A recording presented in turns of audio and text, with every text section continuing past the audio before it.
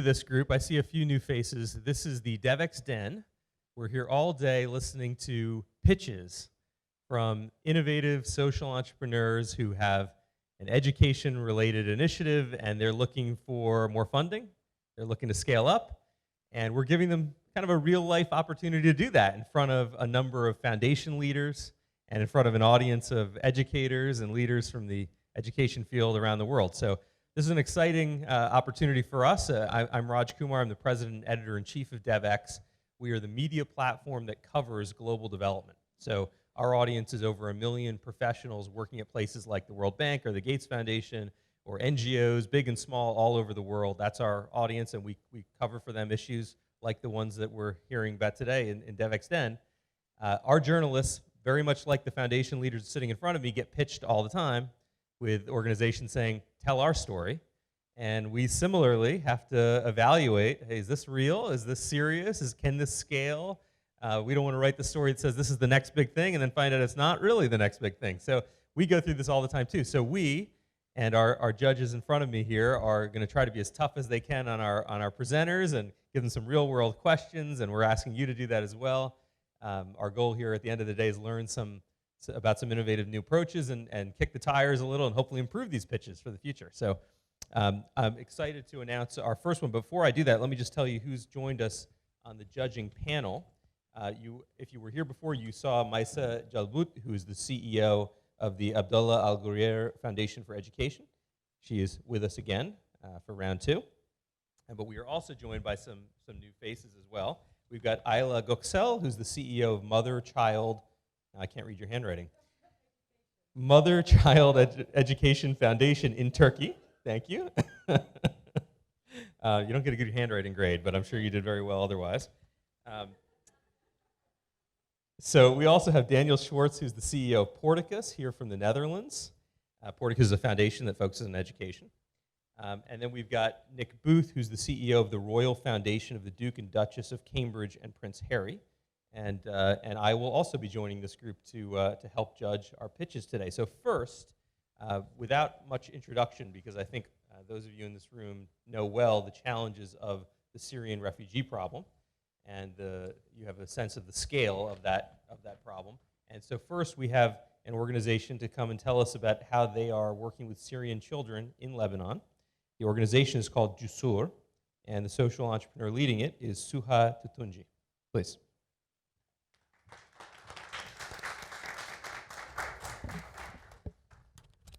Hi, I'd better warn you, I'm like Garfield, allergic to Mondays, and Sunday is like Monday here, like Monday 11. So if I cough, I go on a coughing spree, excuse me. All right, so Jusoor, who are we? We're a small, growing organization. We started 2011. It started in Syria. The idea was to bridge the Syrians inside Syria with the expatriates outside, so that they would help them in their education process, higher education.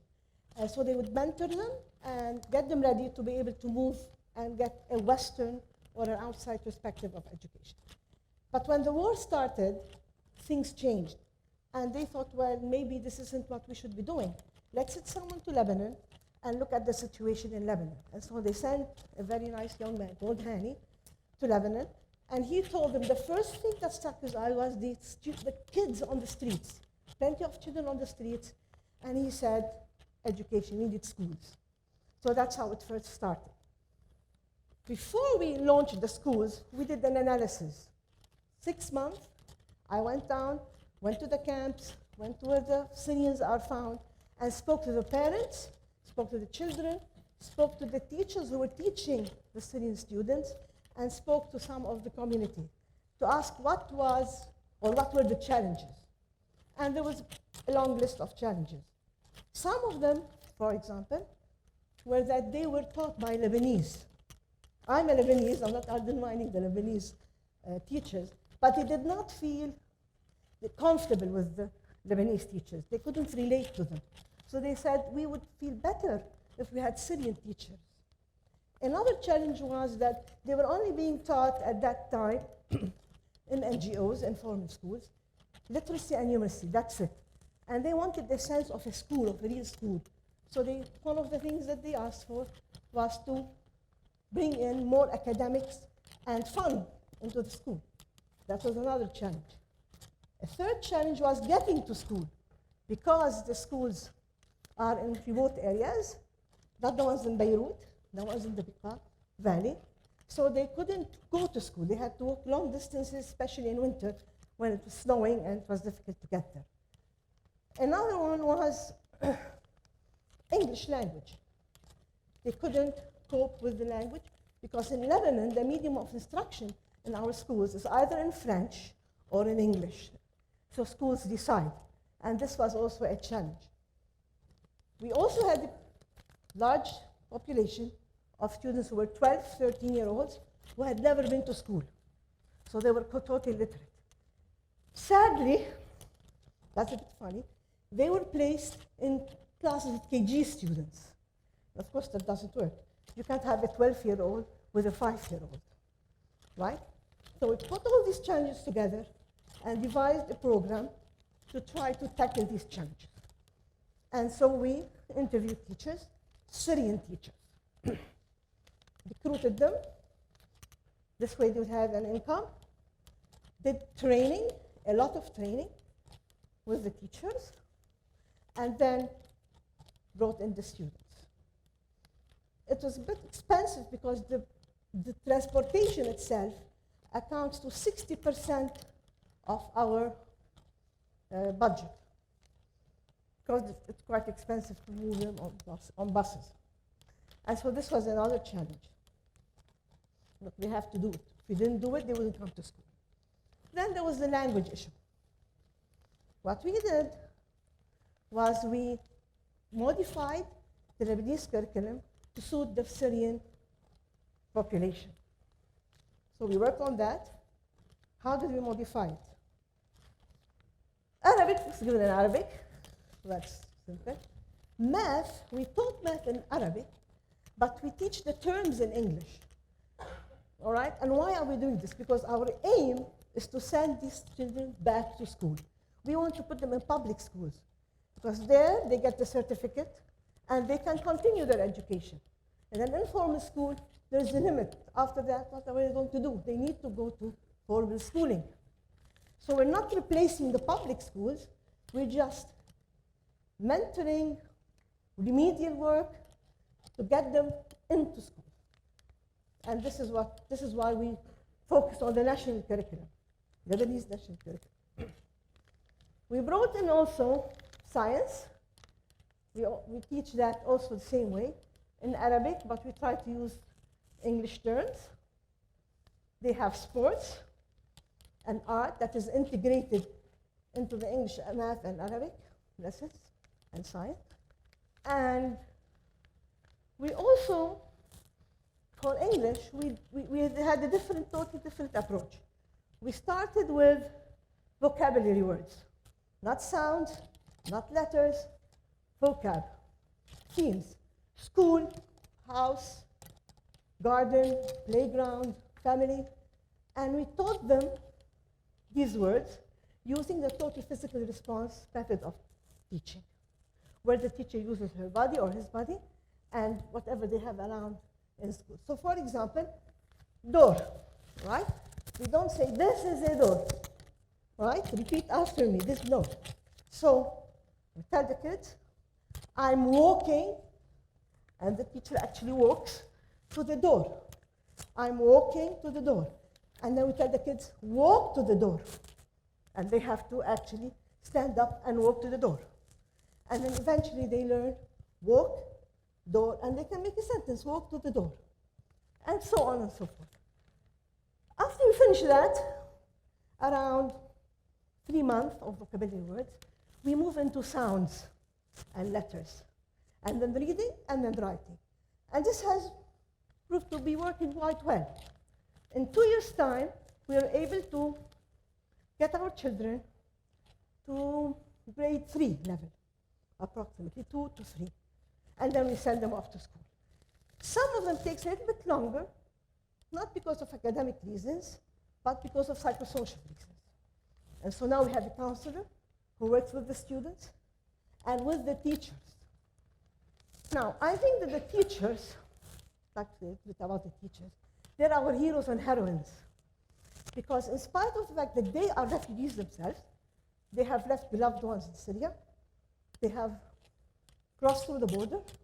Some of them were smuggled in on a donkey, or they walked across the river.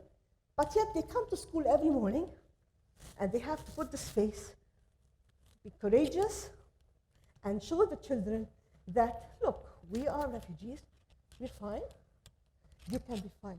We will teach you, we're going to make something out of you.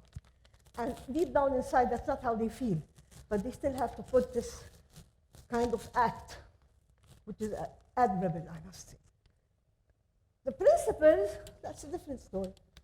The principals, when we recruited them, we did not recruit teachers or ex-principals. What I looked for, was people who had training in either psychosocial or social workers. Because you could always train them to become leaders if they have the leadership quality, of course. And the academic part, you can always train them. But they have to know how to deal with the children, with the problems that they're facing, with their parents as well. So this was our focus. And again, we do a lot of training. Training is part and parcel of what we do. And this is why Varkey Foundation gave us some money for training, and we are continuing to do that. We have a model that we hope that everyone can benefit from that model. Now, across the time, it changed. What we're doing changed. So we started as emergency education. I just need to mention that we have the IME standards always at the back when we work. Now, we are not in an emergency situation anymore. It's a conflict-sensitive education. It's a bit different because, for example, the students that we had, all right, they came traumatized from the war. Some of them were injured, some of them were not. But the generation now, there's secondary trauma. That means most of them either were too young to remember, 1, 2-year-olds, or they were born in Lebanon.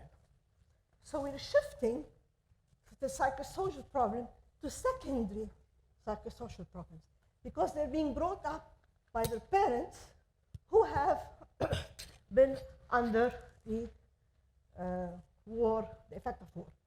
So it's a secondary. Things keep on changing. This is one of the challenges. You have to keep up with the changes, keep up with the difficulties. Now, this year, we sent 500 students to public schools. Last year, we sent 300 students to public schools. One of the ways that we can just keep on tracking them to make sure that they're doing well, because the dropout rate can be quite high. In some areas, it's 70%. Imagine 70%. So we started this year what we call the homework club. We called it the club so that the children feel it's not like academic, right? And they come to school. We are doing it with 200 students only for this year. We need to fund. And they come to school twice a week on weekends. And we do remedial and homework with them so that they can continue to stay in school, A, and B, they do not drop out and decide that they can't cope with school anymore and they have to leave. So since we started, just want to give you some numbers. Batul, for example, used to get a 9 out of 20 on her biology. This term, she got an 18 out of 20 after the homework club. Ines got a 4 out of 20 in chemistry after the homework club, 14 and a half out of 20. Ayman, he had a 2 out of 20 in science. After the homework club, 12 out of 20 in science. Radwan, 10 out of 20 in physics. Now he's up to 13 out of 20 in physics. Talal, 9.5 in science, 13 out of 10, 13 out of 10 after homework club. So we want to try to make this homework club cover more students to come to the homework club, not only 200. And the cost per child, including transportation, is $200 per child a year. Thank you. Thank you very much. I know the judges are going to have questions for you. Stay up here on stage. Go ahead and get some water. I just want to get a couple basic stats out that maybe we didn't get. Am I correct? You've got 3 schools in total. And how many students right now? 1,300. 1,300. Okay. So that's year. This per is year. our 4th year. In April, it will be our 4th year. Thank you. We've got. All right. So Nick, can I start with you? Questions and feedback for Suha. Thank you, Suha. Well done. As daunting standing up there in front of all of us and the audience. I'm glad I'm not doing it, let me tell you. And well done. I know Jusoor and I'm a fan of what you do, so it's great work. So congratulations that you do every day. In terms of feedback, I thought that it was a lovely narrative. I think you took us through some of the issues. I think perhaps you could have given us more a sense of what it's like to work in that context. I remember when I first came across Jusoor, the simple scale of the issue is extraordinary, and the burning platform that is the lives of those young people is also extraordinary. So perhaps that compelling narrative perhaps would have come through more strongly. And Raj picked up some numbers. Again, in my experience, funding pitches rarely go wrong because the words aren't good. They go wrong because the numbers aren't good. And so I would try and infuse more numbers potentially through the presentation. I guess my question is about scale. It is such an extraordinary problem, and you have the world's attention, although that, I suspect, may drift over time. And I just wonder how you see the future of the organization beginning to reach up to another level, in the sense of you're doing great work in 3 schools with 1,300 children, but it's a drop considering the sheer number of young Syrians who are growing up in Lebanon, how you'll approach that. Thank you. We hope that we can extend the program to start the brevet program, which is our grade 9 national exams. And so we will hope that eventually we'll expand it so that we can help the children who are sitting young adults for the brevet exams. And we are starting next year, hopefully, to add the early childhood development, because more children are being born in Lebanon. So since they've arrived, we've had 52,000 children born in Lebanon, more than the Lebanese. So yes, we will be working on that as well, hopefully. Thank you, Daniel. Can you pass the microphone over? First of all, your good work is so impressive, and I know your program a bit. I'm happy to learn more about it, and I thank you for what you're doing. It's rewarding. I think it's wonderful, the awareness that you've shared of the challenges for the teacher, the role of the counselor in the system, the psychosocial challenges.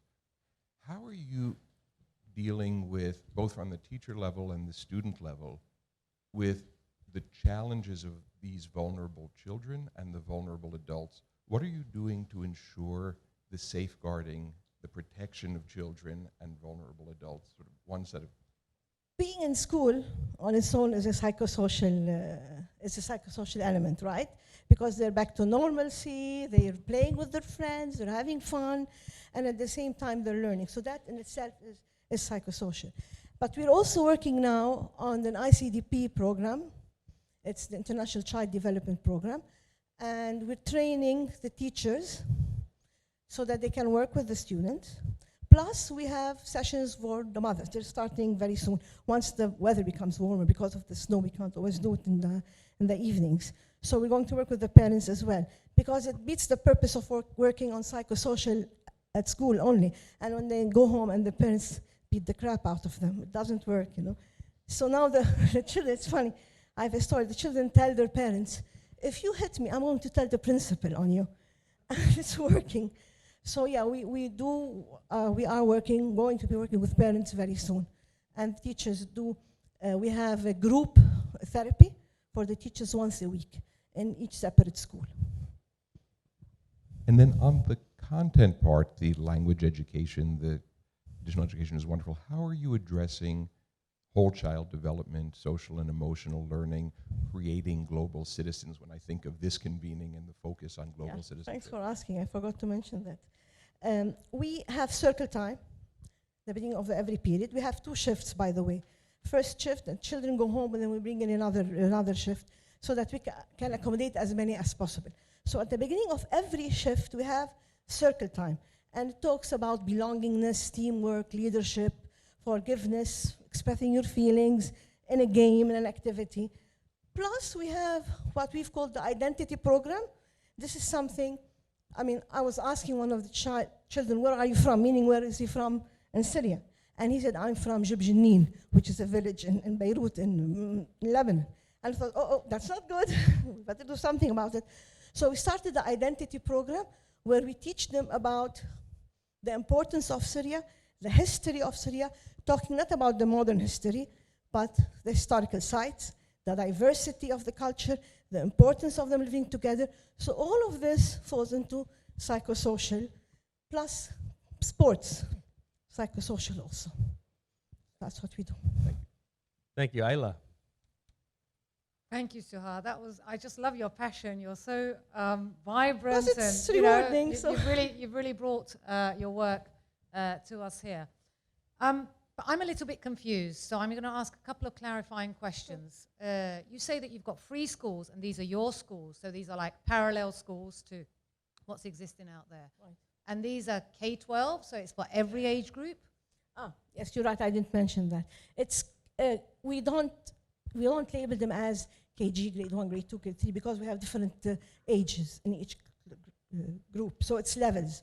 So we have beginners, level 1, level 2, level 3. Once they reach level 3, no matter how old they are, we send them to school. Okay. To public schools. Right. So, because at the beginning you said that if they were in the Lebanese system, a 12-year-old could be put in with a 5-year-old. So you're bunching them up into, well, again, among the age groups. You have different age groups. So let's say we can have a beginner level, 5 and 6-year-olds, and then 11 and 12-year-olds. 2 separate classes. But both of them would be beginners. Oh, so you have separate classes for different age groups as well, on top of their levels? Right. So, for example, it's a bit confusing, but let's say that you're in level 1, but your Arabic is, all of you are in level 1, and your Arabic is good. So you do level 1 Arabic, but you might be doing level beginner English, and maybe level 2 math. Okay. So does this mean then that you have different teachers for different, the reason why I'm asking this, I don't want to go on, but I'm trying to understand the cost and staffing structure that We you have homeroom teachers. We have homeroom teachers, except for the English. Okay. English, they come, we have different teachers. And that's why we invest a lot in training. We do a lot of training, and training in September is based on the feedback we receive from the teachers and from our observations during the course of the year. And so we designed the training accordingly. So, and we have a theme. So this year's theme was creativity and group activity. So we noticed that the teachers aren't able to work with them in groups, cooperatively, I mean, and they need to bring out creativity in the children. So that's what our theme for this year. Right. And then we do ongoing trainings. That's why we have to train a lot, because the teacher is doing math, Arabic, science, art, sports, identity. Okay. Final question then, and then maybe we'll get a chance to give some feedback. What is your cost breakdown? You said something like 60% of your costs are transportation costs. Is that still the case today? It's still the case because sadly, there's a monopoly of the bus owners. They have decided that this is the price they want, and they will not budge. So all the NGOs or the UNICEF that need transportation, they have to go through these people who own the buses. So they've monopolized it. That's why it's so high. Aren't in one community? No. Around? Yes. There isn't enough It's children in one one school place? only. Sorry to interrupt you. So no, it's okay. One school only is in a camp. I mean, I don't know, this one, it's inside a camp. And so we don't need transportation. Children come from the camp to the school.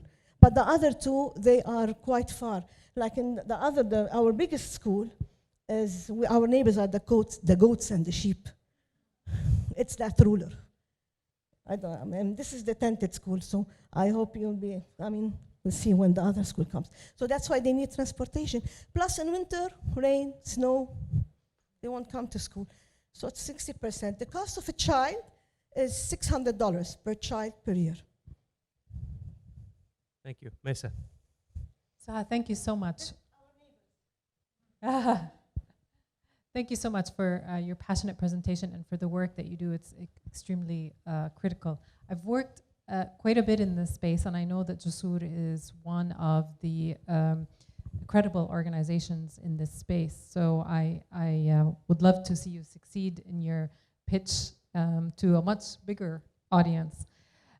One of the questions that I had was related to the government and how you're working with the government, because I know that it isn't easy. It's quite challenging, particularly in the connection between the students that you're teaching and the ones that are being absorbed in the school system. So I'd love to hear you talk a little bit more about that. In terms of suggestions, just because I am so interested in seeing you succeed, I'd love to hear you talk a little bit more about the numbers. You didn't mention how much money you want, and I think in a pitch that's really critical. And your capacity for scale, right? Because the challenge is so huge, and this was mentioned by some of my colleagues. If you had $10 million, how much could you do with that? I think that in a next pitch, if you'd really talk to that kind of, I think that would be critical. Thanks. Yeah. And then just I would say your success and integration. So you've been around for a few years now. How many of your children have stayed in school? And how well are they doing? Not just how well they're doing at the end of your program. I think that's so critical, and sustainability is something as a foundation, we're always thinking about. Thank you. Very good questions.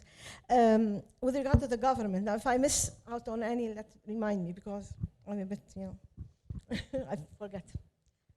All right, so we're not allowed to work at all with the government, as you know.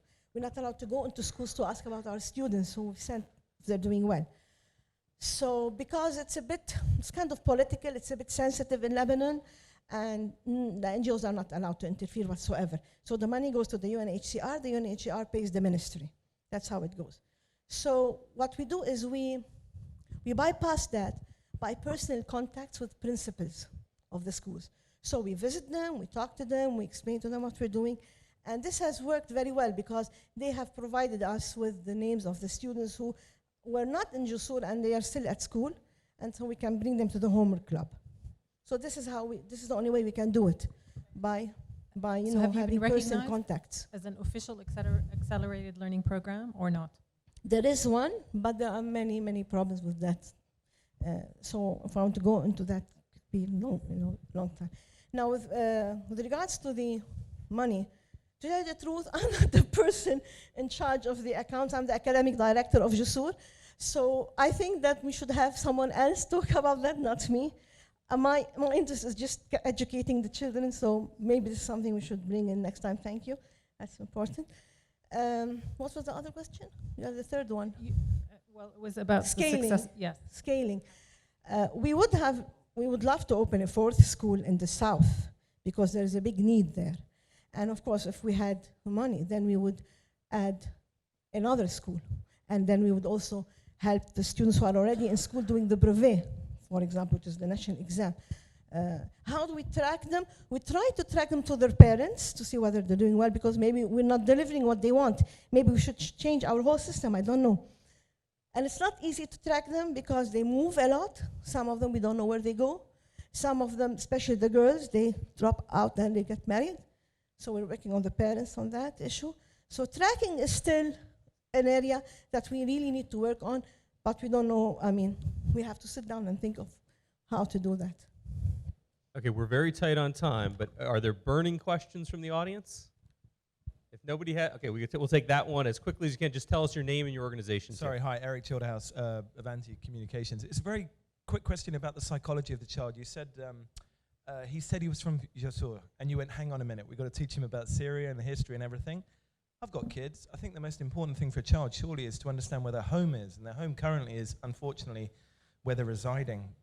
But they get confidence from feeling that, and let's hope that things change over the next couple of years. But isn't it very important to teach them where their home currently is? It is, but then they have to go there. Hopefully they want to go back home, and if they don't have any connection to their home country, how on earth are they going to go and rebuild their country? We need to instill this love for their country even when they're out of it, so they go back and rebuild it and hopefully make it a better place. And this is the reason why we do that identity. Thanks. I hope you're right. Yeah, Thank you. I hope so too. All right, so I'm going to ask our judges to just very quickly wrap so we have time to go to the next pitch. Any final thoughts? I'm not going to ask you the 1 to 5 rating since we don't even have a funding pitch specific to this, but your quick impressions, positives, areas for improvement. Nick, can you start us off? Well, very positive about the cause and the mission. I think as a funder, just a little bit more granularity on how much you would need and what you would do with it. And I would encourage you to keep reminding us of the extraordinary situation there. The world's watching the war and not what's going on to rehabilitate those who've been impacted by it. So a communications challenge also I accept. What you're doing is so impressive, and it's an inspiring story. The passion comes through. From a funder's perspective, better understanding, and maybe this is with your colleague in a joint presentation, but better understanding the size, scale, scope, the numbers, the system dynamics, how many children are at risk, what's the competitive landscape, what's the mapping, and then what's the unique role that you're playing in that system only adds to the passion and the desire to be supported. And I thank you very much. That someone else has to. I agree with Nick and Daniel. Just a bit more content on average age of the children, average ages of the schooling, how much it's costing, what are the alternatives, etc., etc.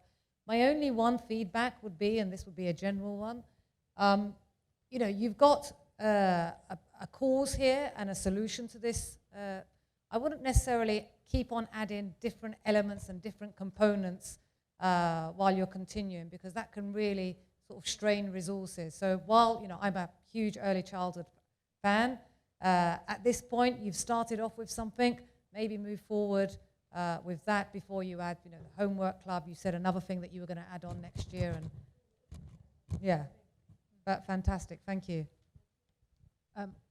Obviously a huge fan, very fantastic presentation. I would agree with my colleagues here about all those points, and I would add, Suha, that I think you're the right person to do the pitch. I don't think it should be someone else. I actually think that Numbers, so. Well, I think that the most passionate presentations come from the people who actually deliver the education. It's not from a fundraising person. So they'll just have to prepare those numbers for you. Take a course 101 in statistics and math. Yes, great. The only additional comment I would make, and I think it's extremely important, not just for you as an organization, but something that you can really contribute to the cause overall, and for those of us who are engaged in thinking about what happens next, is to systemize, to document, to inform your practices, and make sure that that's translated into the bigger picture. I think what you're learning on a day-to-day on the ground is so critical that it would be an absolute loss to the overall refugee education challenge if that's not documented and communicated.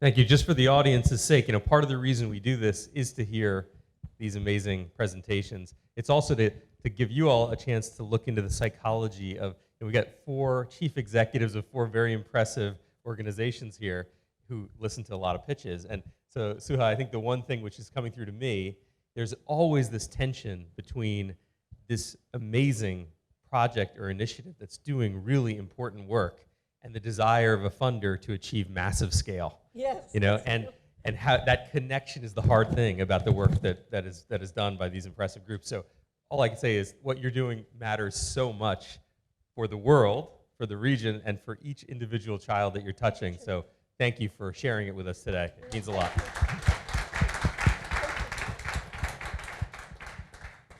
So we are tight on time, but we have another important presentation right now. So stay. You're going to want to hear this. Samir, please join us on stage.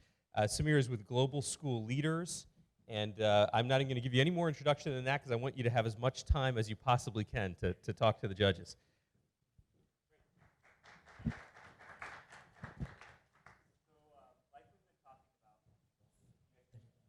Like we've been talking about all weekend,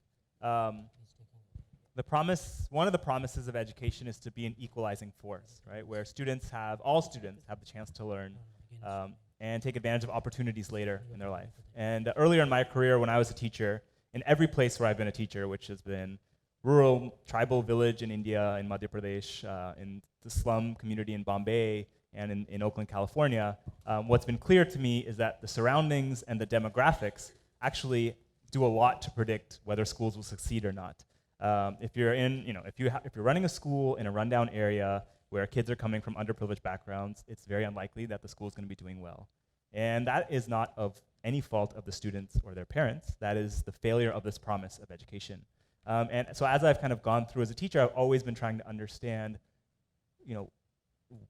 what can be done about this. And as a teacher, I actually was fortunate enough to work at some schools where students from these very underprivileged backgrounds were actually succeeding at the highest levels.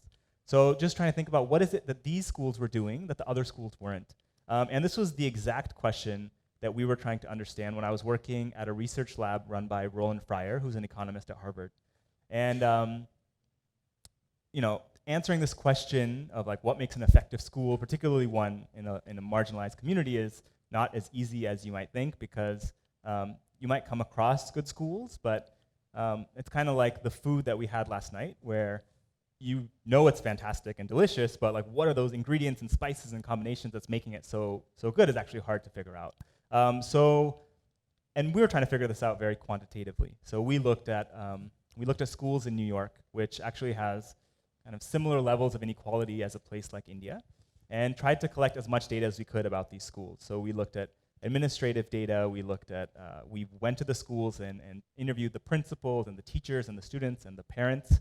We videotaped classrooms and the hallways. We looked at sample homework assignments, lesson plans, student test scores, all of which to understand what were the schools doing and what was the kind of surrounding policy environment, so that we could kind of take the practices and match those practices against schools and how effective those schools were. And so what did we find? So what were the keys to why some schools were thriving while most were not? The things that we usually talk about at a policy level around class size and percentage of teachers with master's degrees actually could not explain any of the difference between the schools. What was the key difference was the school level factors. So it was things like how the leader was using the resources at the school, so the time and the people, how the leadership was using data to make decisions at the school level. And something that we had a tough time measuring, but that we made an effort to measure around, what is the expectations that the leader had of the students and their teachers? For me, a big surprise was when the variable that had the most impact, was how often or how frequently a principal observed the teachers in the school. So the big learning for me was that what makes an effective school is a lot about the inner workings of the school and how it's led and managed. Now, I didn't know that study would kind of put me on a trajectory where I'd be trying to start an organization that focuses on leadership development around the world. But that's exactly what it did, and that's what I'm here to talk to you guys about today. So after that research, I transitioned back to India, and there was a lot of talk at that time, 2013, a lot of talk about how students were enrolled in school, but they're not learning as much as we want. So half of the 5th standard students year on year could not read a 2nd standard text. India had just scored very poorly on the PISA results. And what was surprising to me at that time is that the principal was pretty much ignored in this conversation, right? So, how a principal is selected is almost exclusively done based on seniority. So the time that you have the minute you become the senior most teacher in the school, you become the principal. And then there's like very little definition for what the principal is supposed to be doing. There's very little around how their performance is going to be managed, and there's very little training or support for the principal. in almost every single school I visited in India, the leadership has had 0 days of training, leadership training, kind of before school, like before they become a principal or even while they've been a principal. And that to me made no sense, because not only was the research telling me that the principal's role is very important, but their role is also very, very difficult, right? So most of the principals have had a career as teachers, and then all of a sudden they transition to this very different role. And the role itself is extremely demanding. So I remember one of my first few days in India, I decided to spend 2 days in a principal's office just to kind of understand what was going on. And I'm a relatively young guy. I think any gray hair that I have is all based on like that experience of those 2 days, because it is like very overwhelming sitting in a principal's office. There are building contractors that come to visit the principal, people that are trying to sell textbooks. There's managing the teacher politics in the school. Parents are always, they're coming to complain. You're disciplining students. All of that while trying to do what should be the core job of the principal, which is overseeing the academic and emotional progress of the students. So we started the India School Leadership Institute in 2013 to try to understand how we can leverage school leadership to improve school quality. And our model was pretty simple. We run a 2-year on-the-job training program for existing principals, where once a month, we bring all the principals together to a workshop, and once a month we send someone into each of the schools to do on-site support and monitoring. And the curriculum of that program is really centered around one question, which is, or centered around getting the principals to focus on one question, which is, what can I do to help my students learn more today? We started with 6 principals in 2013. Today we have 350 principals in the program across 5 cities, and we're bringing 300 more principals on board in June. So that altogether will be serving nearly 300,000 students. We focus on the most marginalized schools. So 1/3 of our schools are government schools, and 2/3 of our schools are these low-fee charging private schools. So they're charging students roughly $10 per month in tuition fees or less. In terms of our impact, the way we think about our work is we work with the leadership, and we work with the leadership to improve their management, specifically to improve the teaching practice in the school, which then will lead to improvement in learning outcomes. And so we measure each of these 3 components. So how do we impact the leader, how do they impact the teachers, and how do they impact the students? So we have external evaluators come in to rate the management in our schools, before and after the program, and we see an increase there. We see that does lead to an improvement in teaching practice. So one example is in lesson planning. So before we start the program, only 20% of teachers do any planning before class that are in the schools that we serve. That means 80% literally just walk in, open the book, okay, 2.1 fractions, off we go, and we're learning fractions, which we think contributes a lot to this whole phenomenon of rote learning that's prevalent in India. So after 1 year, that 20% of teachers that are planning becomes 50%.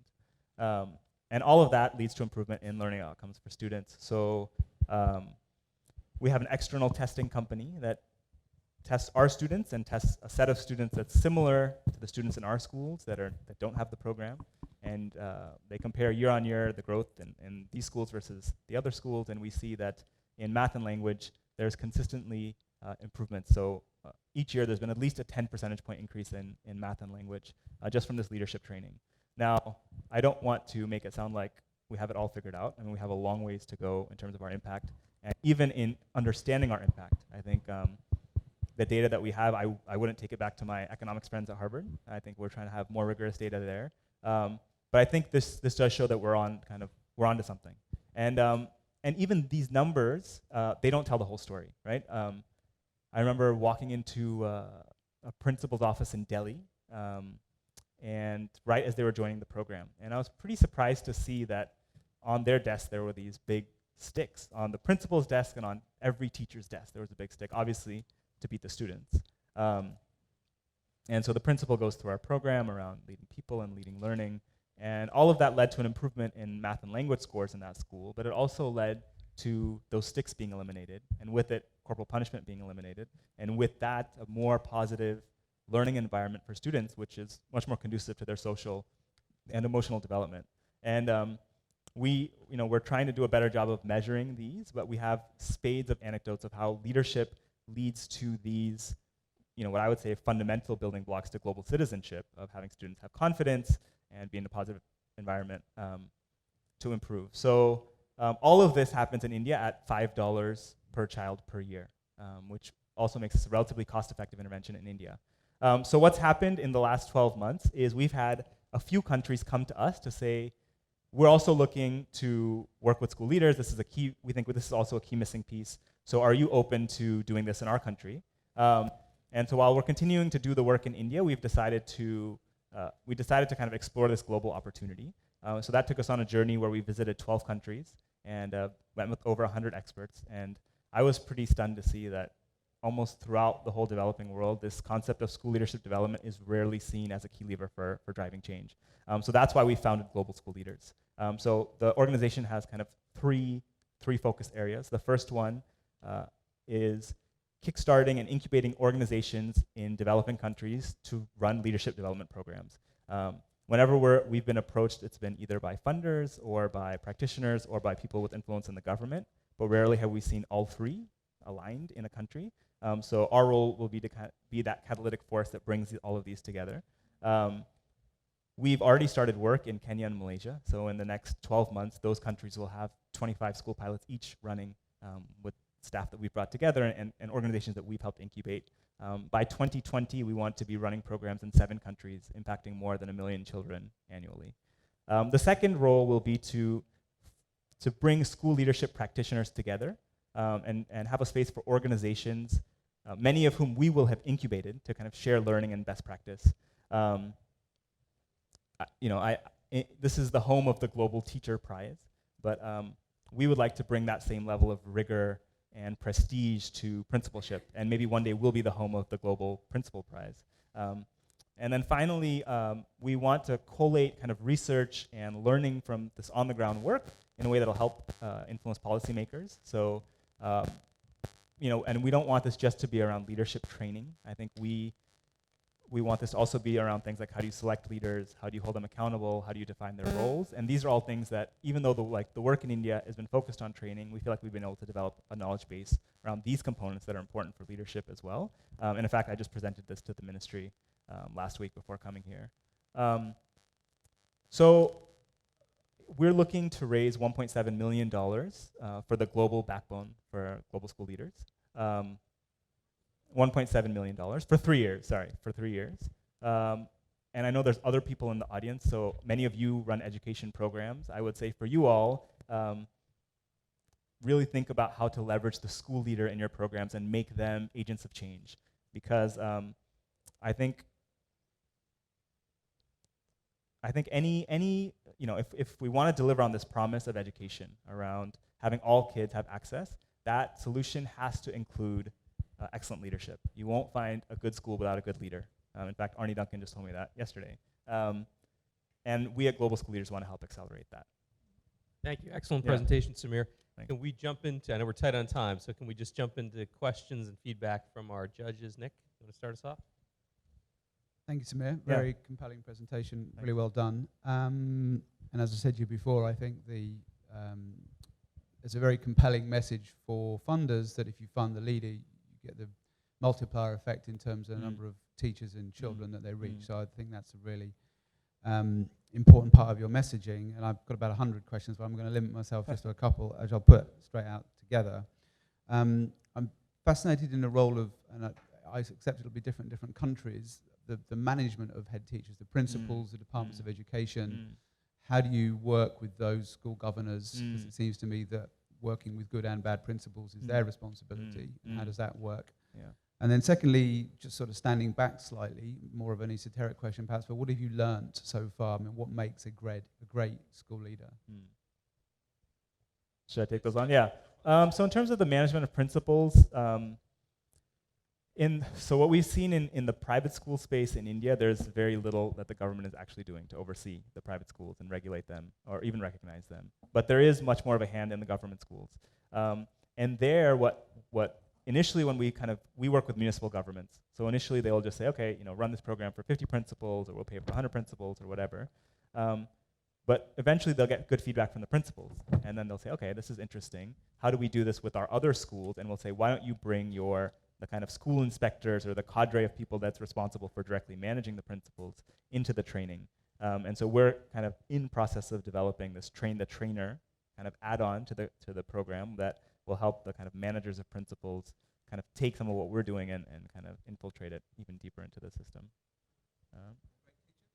A great principal, I mean, there's a lot. Like just some backstory, we started with an initial framework from KIP in the United States, which was like 80 competencies and like 7 domains, and we have narrowed that down to 8 competencies, 3 domains, and even that might be too much. I think the biggest is if we can get the principals to understand that their key role is to lead learning. Like there's a lot of stakeholders, but how do you keep the student at the center and their learning at the center of all decision making?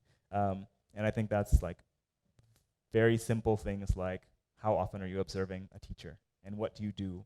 And it's kind of what I mentioned with the research from Roland. How are you using data to make decisions at your school around the learning of students? And then the last piece around expectations. So you as a principal in your own mindset, what are the expectations you have? So do you say, these kids from these backgrounds and these parents from these backgrounds, what can we do? Or do you say, yes, there are challenges, definitely, but this is the bar we're going to have. And a lot of that is really on the principal. I mean, they can really shift that in their own mindset. If they just make that shift, a lot can result from that. Yeah. I concur with my colleague, and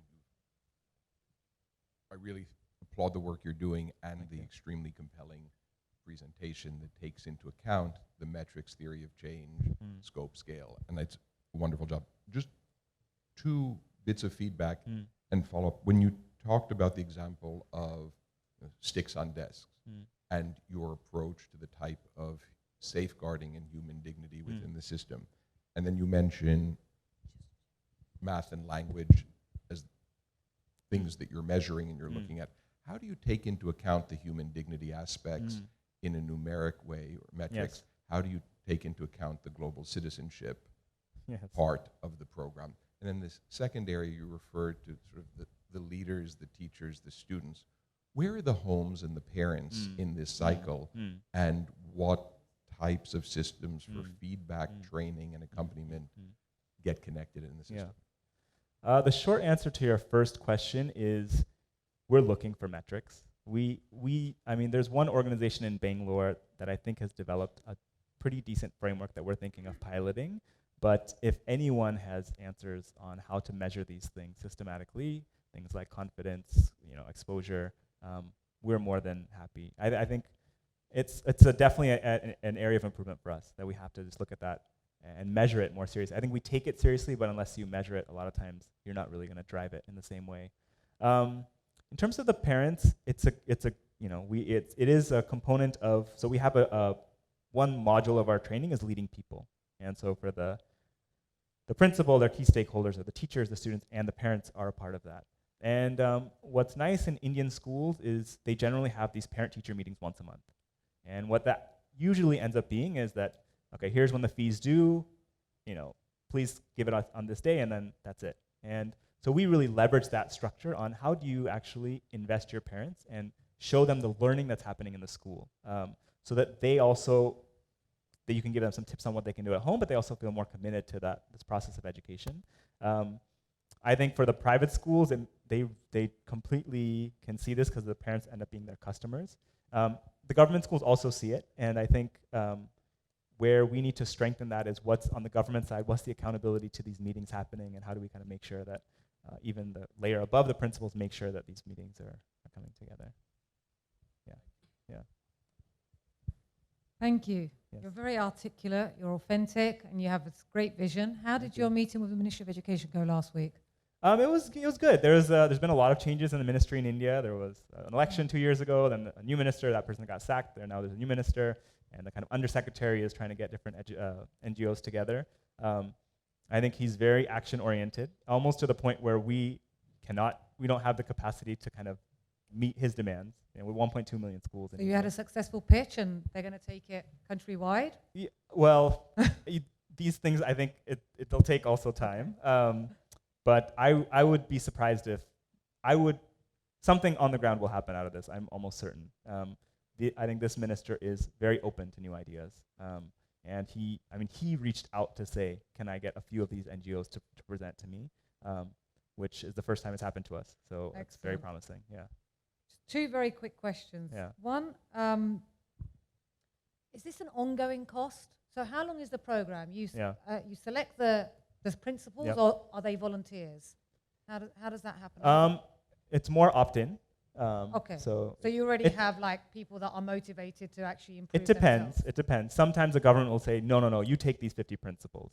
We encourage the government to have it be opt-in because we think what we've seen is that the principals are the ones that get us the next principals. Because no principal is going to trust me, right? I look like their kid, right? But what they trust is the recommendation from another leader. So when we do opt-in, when we visit schools and we just visit them, 12 principals we have to visit, and then one joins the program.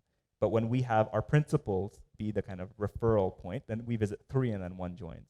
So we try to have it be opt-in. And it's a 2-year program? It's a 2-year program. So the $5 cost per year is for the 2 years? That's right. And then they're on their own? There's an alumni program that is much less lighter touch, less cost, and it's about 2 things. How do we get the principals to continue to interact and kind of support them to meet each other in peer groups, and how do we connect them to other service providers? So leadership is a key one, but there's a lot of other things that need to happen, and India has people that do early childhood, teacher training, and what we see is once we work with the leaders are much more likely to bring in these other services as well to improve the school.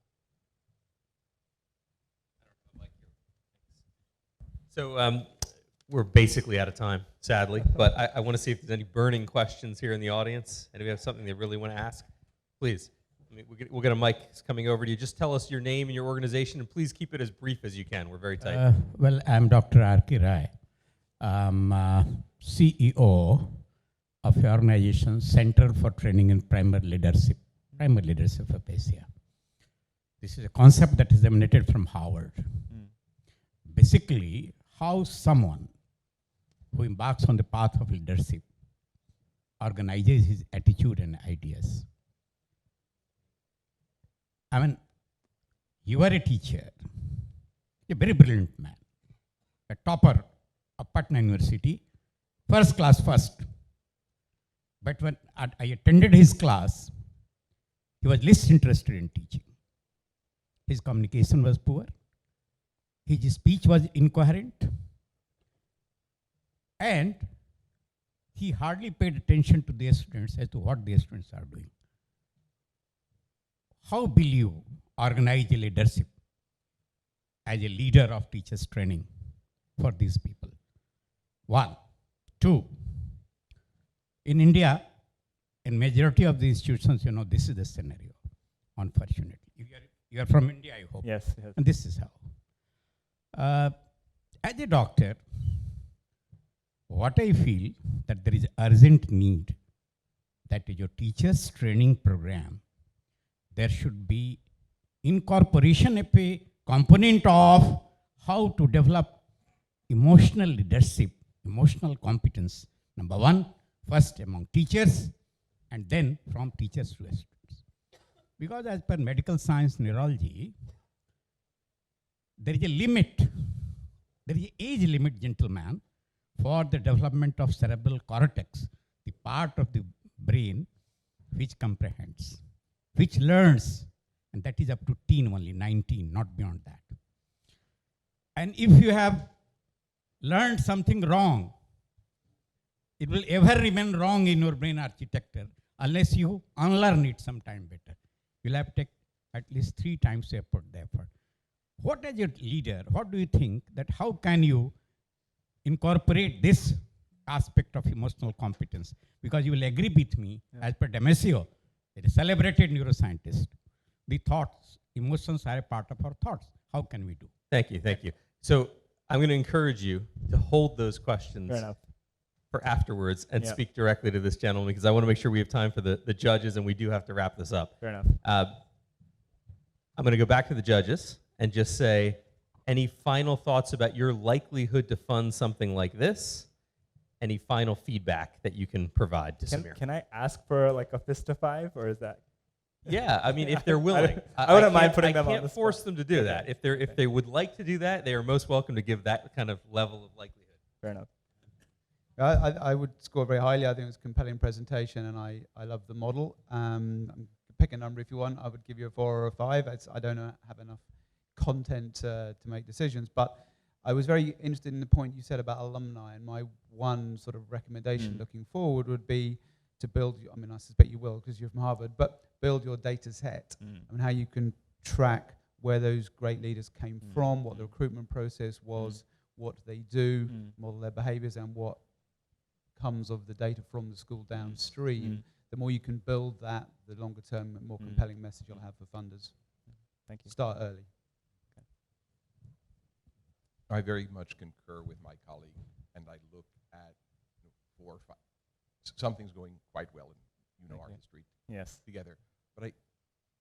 But the network, not only the alumni, but the network, when I look at your own bio and the role that some of your early education experience played, how do we really do this at scale? And the question I have, or at least I encourage you to look at, what can your leadership role be, not only among the school leaders, but in terms of that ecosystem between sort of government in the highest level, the school level, because the knowledge that you're learning, the knowledge that you're acquiring, your ability to share that and influence the broader space, I think has tremendous potential, and I encourage you to do that even more. Thank you. Thank you.